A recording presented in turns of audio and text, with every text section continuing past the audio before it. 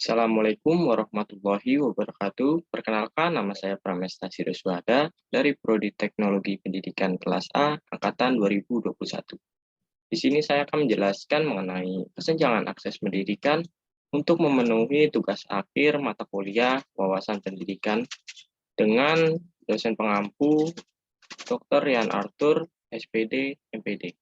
Langsung saja kita menuju ke pokok bahasan, kesenjangan akses pendidikan. Dunia pendidikan di Indonesia masih menghadapi banyak kendala. Banyak anak muda saat ini lebih memilih untuk tidak melanjutkan pendidikan hanya karena mereka ingin mendapatkan uang dengan cepat, karena faktor ekonomi juga membuat mereka tidak mampu untuk membayar biaya sekolah. Hal ini tidak hanya dialami oleh kalangan menengah ke bawah, tetapi juga kalangan menengah ke atas, yang menjadi faktor penyebab terputusnya jalan menuju ke pendidikan. Sehingga dalam hal ini, indikator tingkat pendidikan di Indonesia masih terbilang rendah. Dan hal ini berkaitan dengan keinginan untuk melanjutkan pendidikan di setiap jenjangnya. Pentingnya akses pendidikan untuk meningkatkan kualitas pendidikan di Indonesia yang masih kurang merata dan belum mendapatkan pendidikan yang layak, terutama pada daerah 3T, pendidikan memegang peranan yang penting dalam meningkatkan sumber daya manusia dan mewujudkan cita-cita bangsa Indonesia, khususnya dalam mewujudkan kesejahteraan masyarakat dan mencerdaskan kehidupan bangsa. Oleh karena itu, penyelesaian pemerataan akses pendidikan menjadi hal penting untuk membangun pendidikan di Indonesia agar semakin maju. Untuk mengatasi masalah pemerataan akses pendidikan, ada beberapa solusi yang dapat diterapkan, yaitu guru garis depan atau GGD. Kedua, program Indonesia Pintar. Ketiga, penerapan sistem zonasi PPDB. Dan keempat, pemanfaatan teknologi digital di sekolah.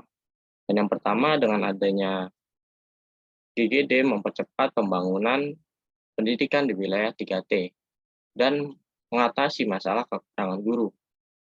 Guru akan dikirim ke sekolah-sekolah di wilayah 3T dan tidak hanya di SD dan SMP saja, namun termasuk PAUD karena anak usia 0 sampai 8, bahkan 0 sampai 5 tahun merupakan masa emas atau dikenal dengan istilah golden age dan merupakan usia yang sangat berharga bagi perkembangan seluruh potensi anak.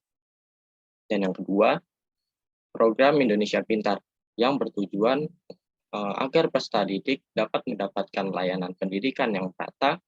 Program ini diberikan kepada siswa dari keluarga miskin sehingga mereka dapat bersekolah tanpa harus memikirkan biaya. Nah, menurut Arbainah, bahwa program ini sangat membantu dalam memenuhi kebutuhan sekolah peserta didik. Nah, yang ketiga, sistem zonasi PPDB merupakan upaya awal pemerintah untuk menyelesaikan pemerataan akses pendidikan.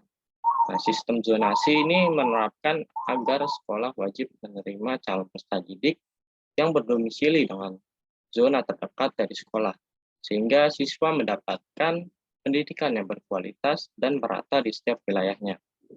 Dan yang keempat, pemanfaatan teknologi digital di sekolah-sekolah. Perkembangan teknologi yang sangat terasa dalam kehidupan sehari-hari, yang segala aktivitasnya dilakukan menggunakan teknologi digital dalam seperti belanja, pesan hotel, atau tiket kereta api, dan lain sebagainya. Bahkan, pendidikan juga telah menggunakan teknologi dalam pembelajarannya, nah, seperti penggunaan learning untuk pembelajaran jarak jauh yang memungkinkan siswa dapat bebas belajar di mana saja dan kapan saja. Dalam penggunaannya, learning membutuhkan internet untuk mengaksesnya. Oleh karena itu, pemerintah harus melakukan pemerataan pembangunan di daerah yang belum terjangkau agar bisa mengakses internet. Nah, jika seluruh daerah di Indonesia sudah dapat mengakses internet, maka akan memudahkan dalam meningkatkan akses pendidikan di Indonesia. Sekian dan terima kasih. Itu saja yang bisa saya sampaikan. Kurang lebihnya mohon maaf. Wassalamualaikum warahmatullahi wabarakatuh.